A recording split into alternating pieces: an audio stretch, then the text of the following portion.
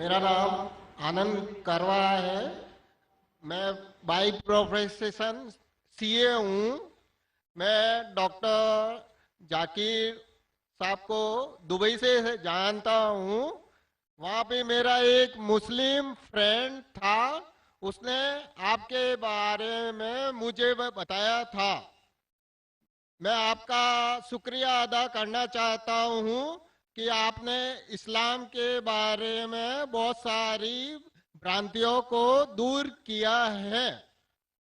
मेरी मुसलमानों के बारे में जो अच्छी बातें हैं वो ये है कि मुसलमान लोग ज्यादातर झूठ नहीं बोलते हैं, किसी को धोखा नहीं देते हैं, दूसरे का पैसा भी नहीं खाते हैं। लेकिन मुझे एक बात मुसलमानों से कहनी है कि वो लोग गाय का मांस क्यों खाते हैं। आनंद भाई ने सवाल किया। वो कहते हैं कि वो मुझे दुबई से जानते हैं माशाल्लाह, और कई सालों से मेरे तकरीर सुन रहे, और वो कहते हैं कि उनके तजुर्बे के हिसाब से वो समझते हैं कि मुसलमान अच्छे लोग हैं, सच बोलते हैं, झूठ नहीं बोलते, किसी का पैसा नहीं खाते।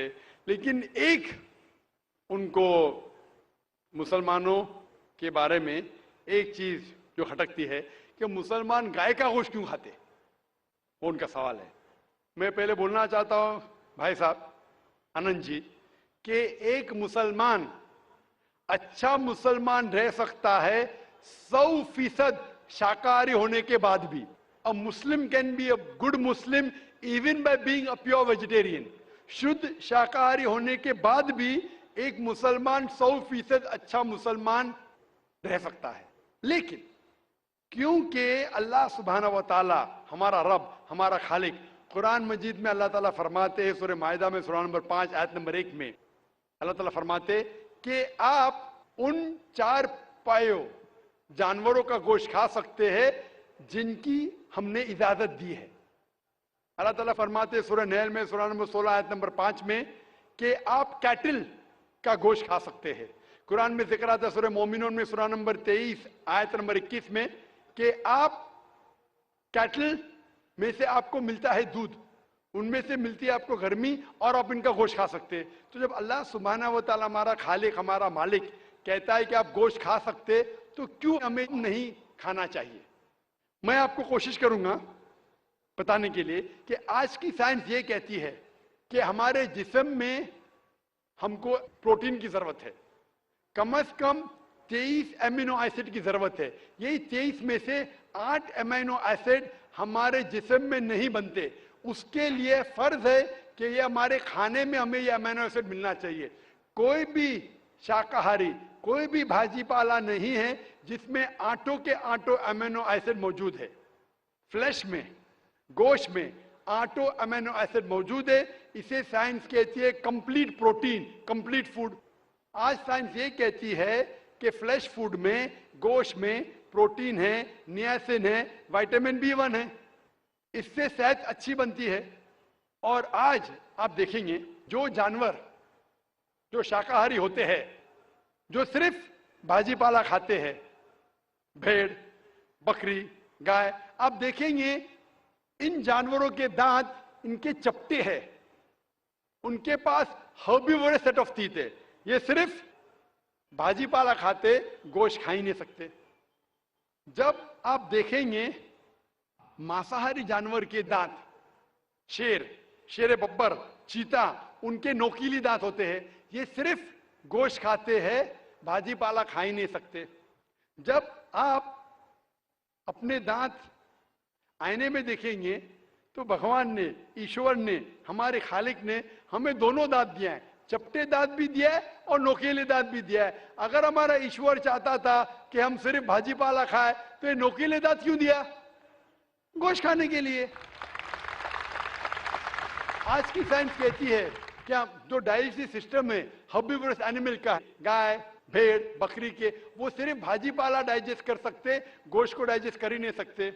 जो डाइजेस्टिव सिस्टम कार्निवोरस एनिमल का है, चीता, शेर, शेर बब्बर, ये सिर्फ गोश्त डाइजेस्ट कर सकते हैं, भाजी पाला नहीं।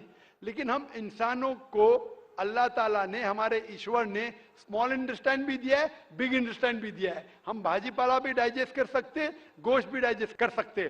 अगर हमारा ईश्वर चाहता था कि हम सिर्फ भाजी पाला खाए, तो हमें ये डाइजेस्टिव सिस्टम क्यों दिया जो गोश्त को भी डाइजेस्ट कर सकता है?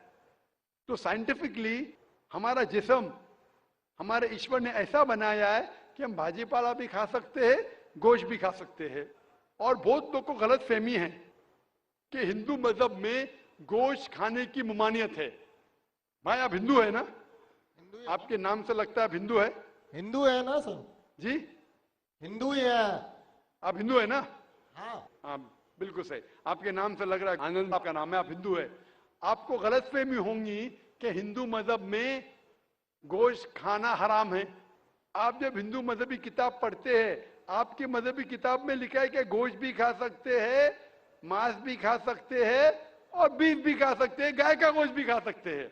आप जब पढ़ेंगे मनुस्मृति चैप्टर नंबर 5, अध्याय नंबर 5, श्लोका नंबर 30 में लिखा है कि अगर खाने वाले जानवर, अगर खाने वाले मखलूक उस चीज को खाती है जो खाने वाले जानवर है, तो आप कोई गुनाह नहीं कर रहे, क्योंकि ईश्वर ने कुछ मखलूक को बनाया है खाने के लिए और कुछ मखलूक को खा जाने के लिए। Some to eat and some to be eaten. तो अगर आप खाने वाले जानवर खाते हैं तो गुनाह नहीं कर रहे। लिखा है मनुस्मृति में अध्याय नंबर 5 श्लोका नंबर 31 में कि अगर आप पूजा के लिए जानवर को कत्ल करते हैं तो कोई गुनाह नहीं करते। लिखा है मनुस्मृति में अध्याय नंबर 5 श्लोकान नंबर 39 और 40 में कि ईश्वर ने कुछ जानवर को बनाया है पूजा के लिए, सैक्रिफाइस के लिए। तो killing in sacrifice is not killing. तो कत्ल करना पूजा में कत्ल नहीं है। तो मनुस्मृति के मुताबिक आप गोश्त खा सकते हैं। फिर आप जब मुताला करेंगे महाभारत का, महाभारत में अनुशासन पर्व में अध्याय नंबर 88 में युधिष्ठिर, पांडव के 5 भाई थे, आपने युधिष्ठिर का नाम तो सुना होगा। युधिष्ठिर जो पांडव के 5 भाई थे, युधिष्ठिर पांडव में सबसे बड़ा भाई था। वो पूछता है भीष्म से कि हम यज्ञ में, पूजा में क्या खाना दे ताकि हमारे परदादा खुश होंगे। तो भीष्म कहता है अगर हम यज्ञ में, पूजा में चावल, बार्ली, सेब, भाजी पाला देंगे तो हमारे परदादा 1 महीने के लिए संतुष्ट रहेंगे।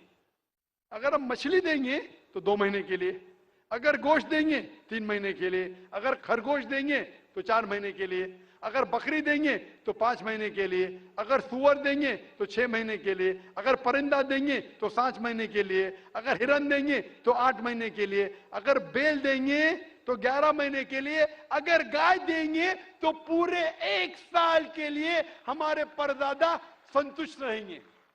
1 साल। क्या दूध की बात अगर कर रहे हैं सर? आप बफेलो देंगे, बफेलो, तो 12 साल के लिए। अगर राइनोसरस देंगे या रेड मीट, लाल गोश्त, तो हमारे परदादा हमेशा के लिए संतुष्ट रहेंगे। पूरा मेन्यू है महाभारत में, हिंदू किताब में पूरा मेन्यू है।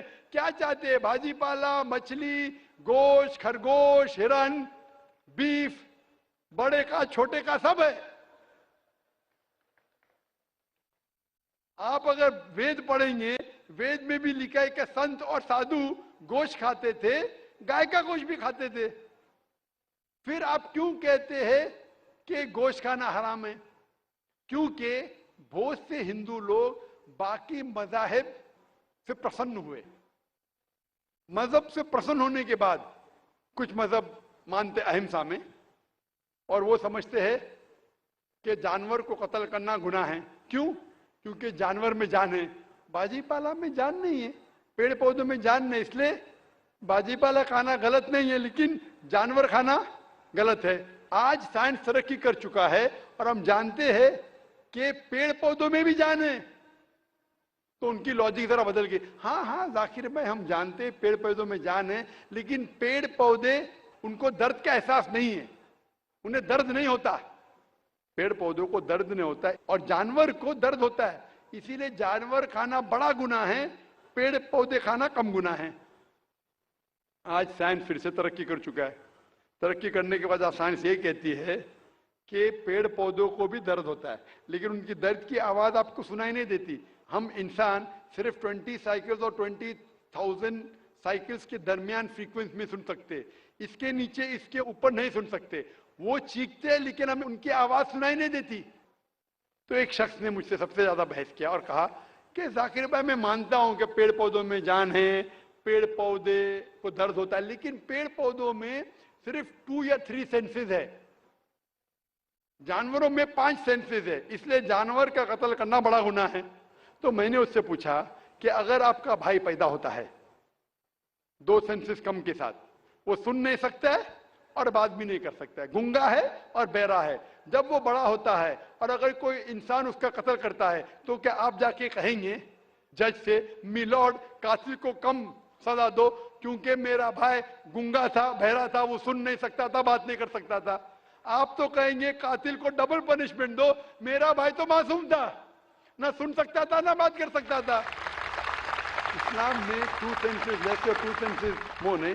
इस्लाम में अल्लाह ताला फरमाते सूरह बकरा में सूरह नंबर 2 आयत नंबर 168 में 168 में, eat of the good things which Allah has provided you, जो अच्छी चीज आपको आपके अल्लाह ने दी है उसको आप खा सकते हैं।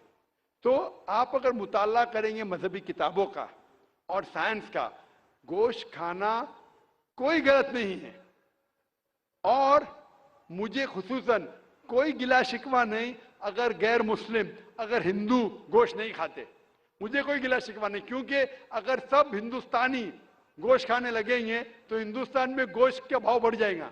आज महंगाई का जमाना है, पेट्रोल का भाव बढ़ रहा है, सब हिंदुस्तानी गोश्त खाने लगेंगे तो गोश्त का भाव भी बढ़ जाएगा। तो मुझे कोई गिला शिकवा नहीं आप अगर गोश्त नहीं खाते, लेकिन अगर आप ये कहेंगे कि गोश्त खाना गलत है तो आपको आपकी मजहबी किताबों के बारे में नहीं पता है और साइंस का भी नहीं पता है। अगर आप कहेंगे किसी की जान नहीं लेना चाहिए तो आप 2 मिनट भी जी नहीं सकते।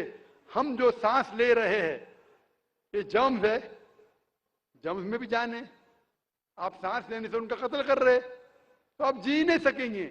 इस्लाम में यह है कि जो चीज की इजाजत है वो आप खा सकते, जो हराम है उसको नहीं खाना चाहिए। Hope that answers the question.